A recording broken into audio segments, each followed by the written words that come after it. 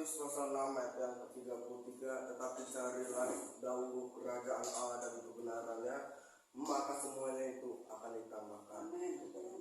Silakan bangkit berdiri. Pertolongan kita adalah dalam nama Tuhan yang menjadikan langit dan bumi, yang tetap setia untuk selama-lamanya dan tidak pernah meninggalkan perbuatan taatnya. Turun atas engkau sekalian kasih karunia dan damai sejahtera dari Allah Bapa kita dan dari Tuhan Yesus Kristus menyertai kamu. Amin. Silakan untuk kembali mengambil satu tuh, kita akan mulai.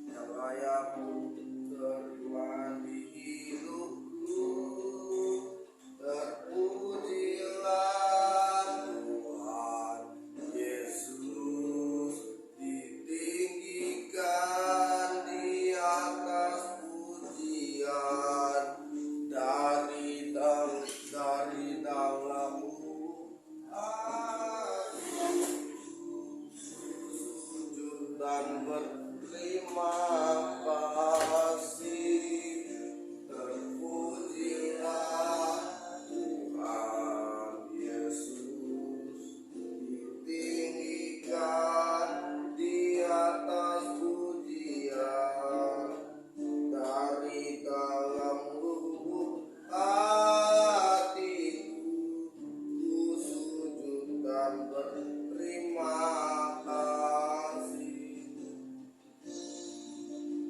Salibmu kemenangan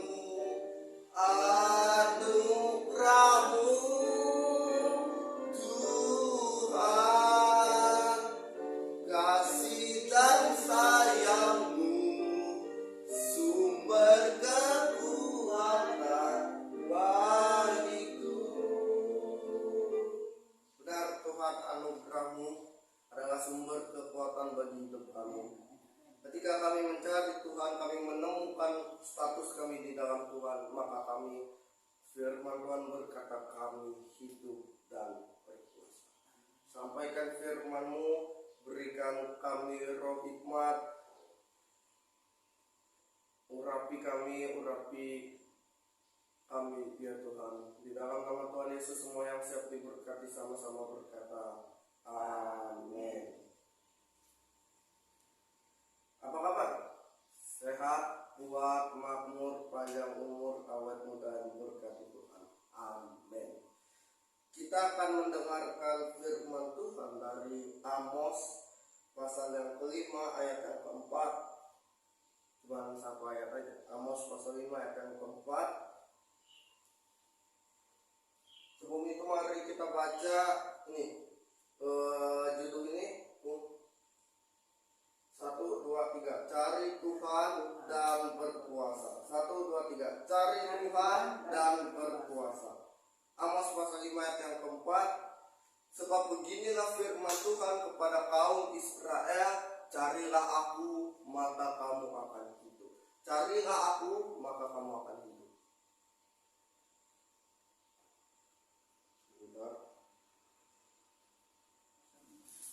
Ketika orang bertanya apa itu mencari Tuhan, orang sedang berpikir Tuhan itu seperti kalau kita punya duit koin jatuh kita cari, atau duit koin mungkin ya remeh-remeh, mungkin HP jatuh kita cari. Mungkin orang berpikir seperti itu, tapi konsep mencari Tuhan tidak seperti itu. Mencari Tuhan dalam bahasa lain, dalam versi lain berkata BIMK berkata, kembalilah kepadaku maka kamu akan hidup. Bukan hanya kita mencari di mana Tuhan ya, di sini kan enggak, tetapi kembali kepada Tuhan maka kamu akan hidup. Kita baca ketika engkau 1, 2, 3. Ketika engkau mencari Tuhan kamu hidup. Tetapi ketika engkau mencari Tuhan dan menemukan statusmu di dalam Tuhan, kamu bukan hanya hidup, tapi hidup dan berpuasa. Tuhan berkata kepada umat Israel, kembalilah kepadaku maka kamu akan hidup. Stop. Mencari Tuhan arti lainnya adalah kembali kepada Tuhan. Kembali kepada the word of God, kembali kepada firman Allah, maka dia berkata kamu akan hidup. Next, kita baca bergantian Yohanes 6 ayat 9 sampai 15.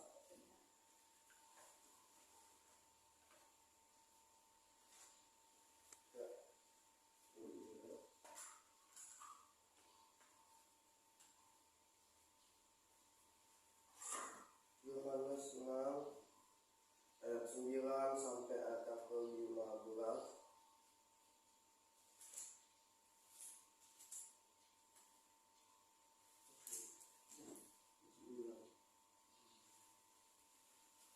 Di situ ada seorang anak yang mempunyai 5 roti jelai dan 2 ikan. Tapi apakah artinya itu untuk orang sebanyak ini? Kata Yesus, duduklah orang itu duduk. Adapun di tempat itu banyak rumput, maka duduklah orang-orang itu. Ketika kira-kira 5.000 orang laki-laki banyaknya, lalu Yesus mengambil roti itu, mengucap syukur dan membagi-bagikannya kepada mereka yang duduk di situ. Demikian juga dibuatnya dengan ikan-ikan itu sebanyak yang mereka kehendaki. Dan setelah mereka kenyang, ia berkata kepada murid-muridnya, kumpulkanlah potongan-potongan yang lebih supaya tidak ada yang terbuang. Maka mereka pun mengumpulkannya dan mengisi 12 bakul penuh dengan potongan-potongan kelima roti jelai yang setelah orang makan. Ketika orang-orang itu melihat mujizat yang berkata, dia ini adalah benar-benar nabi yang akan datang ke dalam dunia. Sama-sama. Karena Yesus tahu bahwa mereka hendak datang dan hendak membawa dia dengan paksa untuk menjadi dia raja. Ia menyingkir pulang ke gunung seorang diri. Ketika kita tahu ceritanya 5 roti 2 ikan, mereka di situ mendengar pengajaran Yesus, guru mereka. Ketika mereka berkumpul, ada kurang lebih 5.000 orang laki-laki. Nah, belum lagi yang perempuan, belum lagi anak kecil. Betul? Ketika Tuhan Yesus sudah selesai mengajar, Tuhan Yesus kemudian melihat mereka lapar. Terus Tuhan Yesus merasa kasihan. Muridnya bilang, "Guru, ya udahlah, suruhlah mereka pulang." Melihat itu Yesus bilang dong, lu kalau nyuruh mereka pulang mau tanggung jawab nggak? Nanti di jalan mereka kelaparan, pingsan gimana? Lu mau bawa ke tabib gitu? Tapi ada di situ anak kecil. Untung dia ngasih ke Yesus. Coba dia kasih ke orang, mungkin udah habis. Tapi dia kasih ke Yesus dan dia hanya memberi apa yang dipikir manusia tidak mungkin. 5 buah roti dan 2 buah ikan. Apa yang terjadi? Yesus memberkatinya, mengucap syukur. Pelajarannya adalah ketika engkau mengucap syukur sekalipun tidak ada alasan untuk berharap, tetap berharap. Dan maka yang 5 roti 2 ikan cukup untuk 5.000 orang laki-laki, belum termasuk perempuan, belum juga anak-anak. Dan bukan hanya cukup, tetapi berkelimpahan. Yang tadinya 5 roti itu tersisa 12 bakul terisi penuh. Mungkin kita pada masa pandemi 3 tahun ini kita berpikir, Tuhan, saya udah nggak punya apa-apa, saya udah di PHK, saya cuma punya mungkin uang segini. Tak kasih ke Tuhan, maka ketika engkau menyerahkannya kepada Tuhan, sesuatu akan terjadi. Amin. Mungkin engkau cuma punya seperti Musa tongkat kayu doang. Tongkat kayu itu digunakan untuk apa? Untuk menggembalakan domba-dombanya. Domba-domba beneran ya, bukan domba-domba jemaat ya, bukan. Tetapi domba beneran. Dia nggak bisa ngapa-ngapain, dia nggak bisa ngomong di depan orang. Apalagi ngomongnya sama Firaun. Tahu Firaun siapa? Firaun itu setara, kalau kita saat ini ya, presiden. Setara dengan Pak Jokowi itu. Dia ngomong, tuanku yang terhormat Firaun. Orang mungkin pikir, cuman gitu, Musa lebay amat tuh.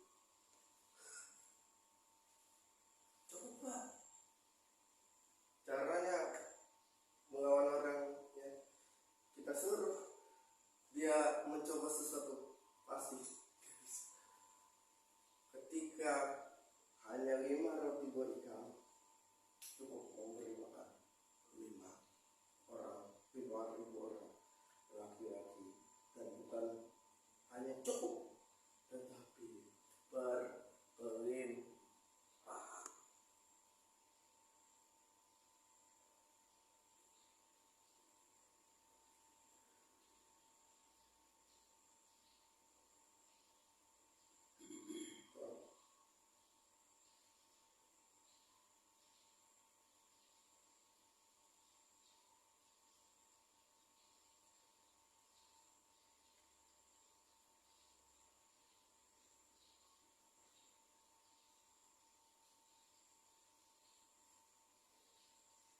Jangan fokus pada apa yang hilang, fokuslah pada rancangan Allah dalam hidupmu. Amin. Ketika engkau fokus pada masalah, maka masalah yang akan datang. Ketika engkau fokus pada 5 roti 2 ikan, maka 5 roti dan 2 ikan tidak cukup untuk memberi makan 5.000 orang. Ketika yang engkau pikirkan hanyalah modal 10.000, maka 10.000 itu tidak akan cukup untuk engkau bekerja. Ingat, ucapan syukur Yesus membuat yang mustahil menjadi yang tidak mustahil. Berikan tepuk tangan bagi Tuhan. Next, Filipi 4 ayat 19, Allahku akan memenuhi segala keperluanmu menurut kekayaan dan kemuliaan-Nya dalam Kristus Yesus. Versi lain berkata 1, 2, 3, Tuhan yang maha kaya dan maha mulia akan memenuhi segala kebutuhan saudara karena yang telah dilakukan siapa? Kristus Yesus bagi kita. Tuhan yang maha kaya, Bapa yang maha kaya, Bapa yang maha mulia akan memenuhi segala keperluanmu dan kebutuhanmu menurut kekayaan yang telah dilakukan Tuhan Yesus Kristus. Amin. Keperluan sama dengan kebutuhan. Sehingga ketika kita ditanya apa kabar, jawablah saya sehat, kuat, makmur, panjang umur, awet muda, dan diberkati Tuhan berlimpah-limpah. Wow. Apa arti mencari Tuhan? Bukan mencari secara fisik, enggak, tetapi yang pertama, mencari Tuhan sama dengan menemukan statusmu di dalam Tuhan. Katakan mencari Tuhan sama dengan menemukan status saya di dalam Tuhan. Apa status kita? Galatia 4 ayat 6 sampai 8. Ia diutus untuk menebus mereka yang takluk kepada hukum Taurat supaya kita diterima menjadi anak. Dan karena kamu adalah anak, maka Allah telah menyuruh roh anaknya ke dalam hati kita yang berseru, ya Aba, ya Bapa. Jadi kamu berkata lagi hamba. Jadi kamu lagi hamba. Jadi kamu bukan lagi hamba. Sama-sama melainkan anak. Jikalau kamu anak, maka kamu juga adalah ahli-ahli waris oleh Allah. Meminta apa saja? Kamu minta pengelolaan berkat, maka Tuhan akan memberikannya. Ketika engkau berkata kepada Tuhan, saya hanya punya seperti anak kecil ini, 5 roti 2 ikan, maka bisa memberi makan orang-orang 5.000 dan belum lagi perempuan dan anak.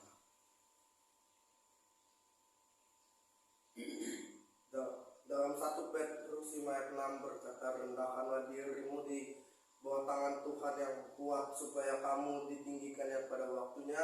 Serahkanlah segala kekhawatiranmu kepada Tuhan sebab Ia mempedulikan kamu. Sebab Ia mempedulikan dalam bahasa lain. Next, mencari Tuhan sama dengan menemukan Tuhan, maka kamu akan hidup dan berkuasa. Mencari Tuhan, menemukan Tuhan, maka saya akan hidup dan berkuasa. Roma 5 ayat 17.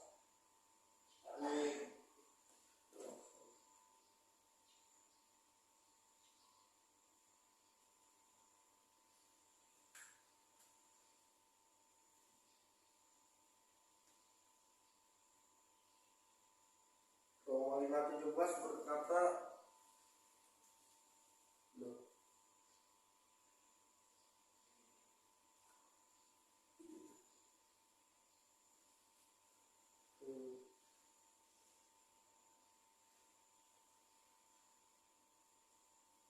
sebab jika oleh dosa satu orang maut telah berkuasa oleh satu orang itu, maka lebih benar lagi mereka. Siapa mereka? Ketika engkau percaya, maka mereka itu adalah maka mereka yang telah menerima kelimpahan kasih karunia dan anugerah pembenaran akan hidup dan berkuasa oleh satu orang itu, yaitu Yesus Kristus, Anak Allah yang Maha Tinggi. Ketika ia disalibkan, ia berkata, "It finished," tetelestai, dalam bahasa Yunani artinya sudah selesai. Dan angkat berkata, sudah selesai. Katakan pada masalahmu, sudah selesai. Katakan pada kebangkrutan, sudah selesai. Ketika Yesus membangunkan Lazarus, dia berkata, "Hello, keluarlah Lazarus." Katakan pada masalahmu, sudah selesai. Tetapi katakan pada berkat Tuhan, keluarlah hai Lazarus. Bisnis yang mati, keuangan yang mati, kesehatan yang mati, apapun yang mati dalam hidupmu, katakan, keluarlah hai Lazarus. Karena dosa siapa? Dan pemberontakan Adam dan Hawa, kita menjadi orang berdosa. Terlebih benar lagi oleh ketaatan Yesus Kristus, kita dibenarkan. Amin. Lagu tadi, semua karena anugerah-Mu, bukan karena kekuatanku. Orang banyak berpikir, kalau mau diselamatkan kan harus buat ini. Iya, tapi lagu tadi bilang, anugerah-Mu, anugerah-Mu Tuhan, kasih dan sayang-Mu, sumber kekuatan bagiku. Jadi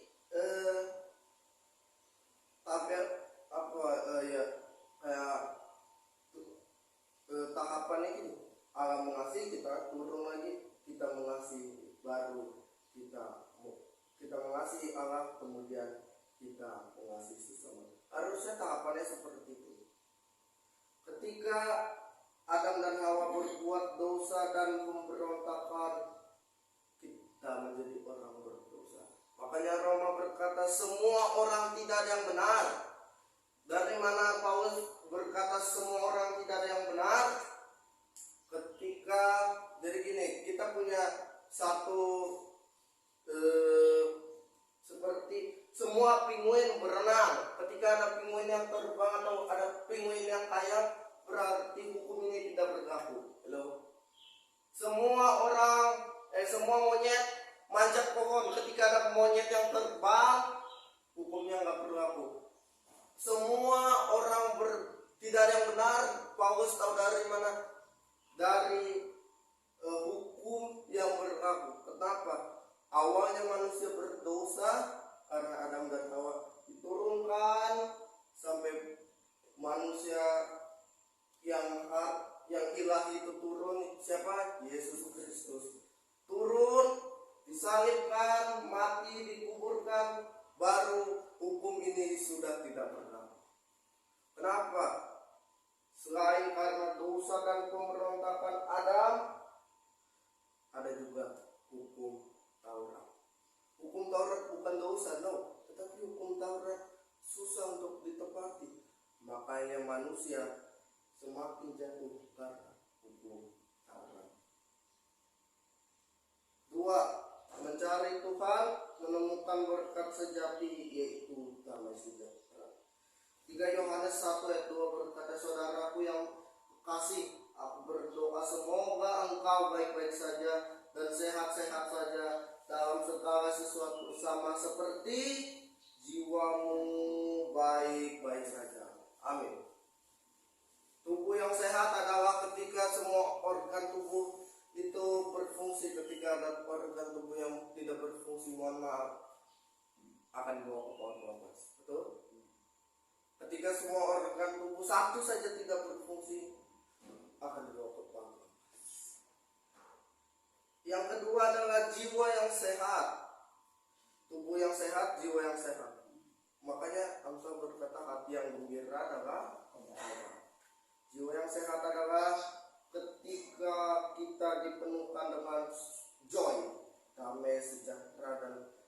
limpahan kasih karunia. Dan yang ketiga adalah hati yang sehat, yaitu adalah ketika engkau membangun relationship dengan Allah, maka Allah akan menyegarkan hati, jiwa, dan roh.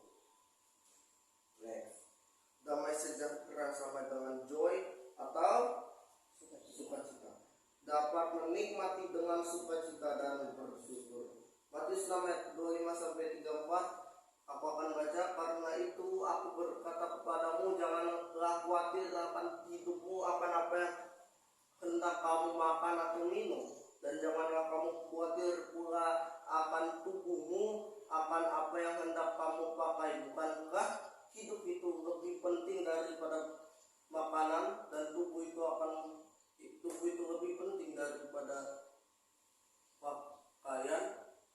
Pandanglah burung-burung di langit yang tidak menabur dan tidak menuai dan tidak mengumpulkan bekal dalam lumbung, namun diberi makan oleh Bapamu yang di sorga. Bukankah kamu jauh lebih melebihi burung-burung itu? Siapakah di antara kamu yang karena kekhawatiran dapat menambah sehasta saja pada jalan hidupnya? Dan mengapa kamu khawatir akan pakaian? Perhatikanlah bunga bakung di ladang yang tumbuh tanpa bekerja dan tanpa memintal. Namun aku berkata kepadamu, Salomo dalam segala kemegahannya tidak berpakaian sehingga salah satu bunga itu. Jadi jikalau demikian Allah mendandani rumput di ladang yang hari ini ada dan besok dibuang ke dalam api, tidaklah ia akan lebih mendandani kamu, hai orang yang kurang percaya. Sebab itu janganlah khawatir dan berkata, apakah yang akan kami makan, apakah yang akan kami minum, apakah yang akan kami pakai. Semuanya itu dicari oleh bangsa-bangsa yang tidak mengenal Allah. Akan tetapi Bapamu yang di sorga tahu bahwa kamu memerlukan itu. Tetapi carilah dahulu kerajaan Allah dan kebenarannya, maka semuanya itu akan ditambahkan kepadamu. Sama-sama. Sebab itu janganlah kamu khawatir akan hari esok, karena hari esok mempunyai kesusahannya sendiri.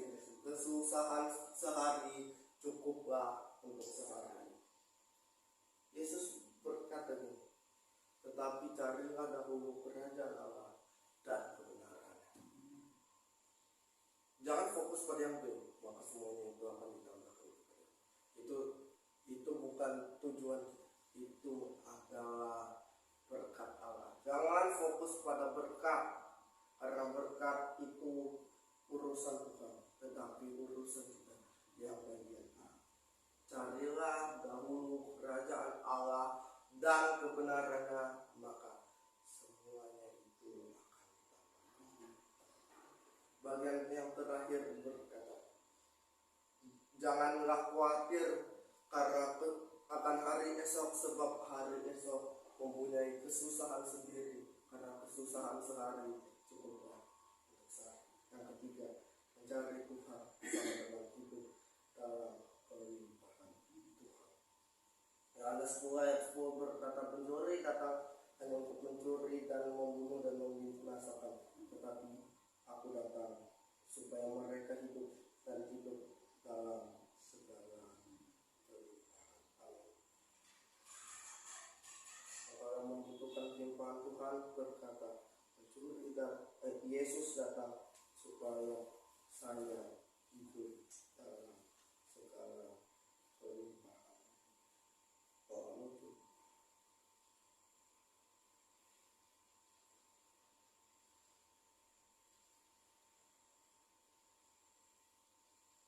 Peristiwa ini berkata,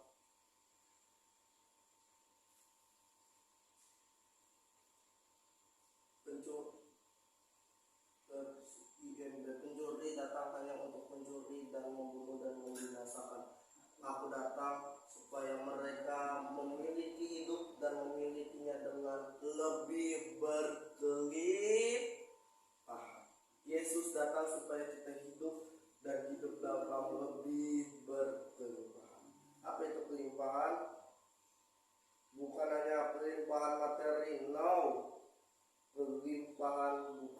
hanya sekadar materi, tapi segala berkat yang kelihatan dan yang tidak kelihatan. Aku akan tutup dengan satu ayat ini, Efesus 1:3 berkata, terpujilah Allah dan Bapa Tuhan kita Yesus Kristus, dalam Kristus yang oleh mengaruniakan kepada kita segala berkat rohani di dalam surga, kesehatan, kekuatan, kelimpahan sudah diberikan di atas kita. Kita tunduk kepala. Ketika kami mencari Tuhan, kami hidup. Tapi ketika kami menemukan status kami di dalam Tuhan, kami bukan hanya hidup, tetapi kami hidup dan berkuasa. Hidup dalam segala kelimpahan. Ampuni kami ketika kami melupakan Tuhan. Ampuni kami ketika kami merasa kami tidak memerlukan Tuhan. Ampuni kami ketika di dalam hidup kami tidak mengandalkan Tuhan. Tuhan berkata, akulah jalan dan kebenaran dan hidup. Tidak ada satu pun yang dapat sampai kepada Bapa kalau tidak melalui Engkau. Kami berdoa bagi mereka yang sakit, baik di rumah mereka ataupun di rumah sakit. Tuhan menyembuhkan mereka. Oleh bilur Tuhan Yesus, mereka sudah sembuh. Kami juga berdoa bagi keamanan bangsa kami Indonesia. Jauhkanlah dari para pengusik, kehancuran, jauhkanlah dari perpecahan. Segala serangan iblis kami tolak di dalam nama Tuhan Yesus. Kami juga berdoa ya Tuhan bagi hamba-hambamu, baik pendeta, vikaris, penatua, diakon, guru sekolah minggu, guru agama, baik juga WL, singer, multimedia. Kami berdoa bagi juga pembersih gereja. Tuhan memberkati pekerjaan mereka. Dan inilah doa dan seru kami yang kami naikkan di dalam nama Tuhan Yesus Kristus yang telah mengajar kami berdoa. Kami ucapkan, Bapa kami yang di sorga, datanglah kerajaan-Mu, jadilah kehendak-Mu di bumi seperti di sorga. Berikanlah kami pada hari ini makanan kami yang secukupnya, dan ampunilah kami atas kesalahan kami, seperti kami juga mengampuni orang yang bersalah kepada kami. Dan janganlah membawa kami ke dalam cobaan, lepaskanlah kami dari kedatangan. Karena Kau tidak kerajaan, kuasa dan kemuliaan.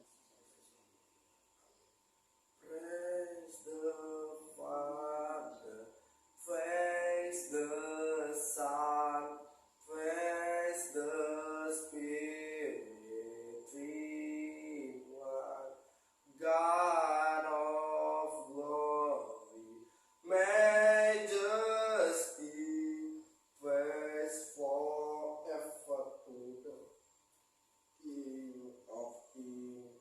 Puji Dia Allah Bapa, Putra, Roh Kudus, Tritunggal. Haleluya, berkuasa. Puji Dia Raja segala raja.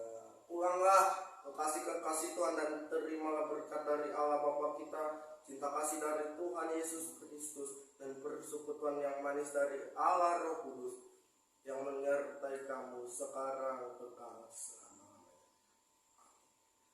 Amin.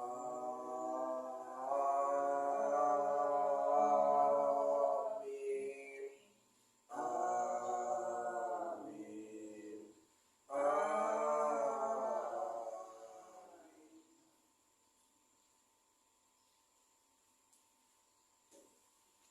Bye bye.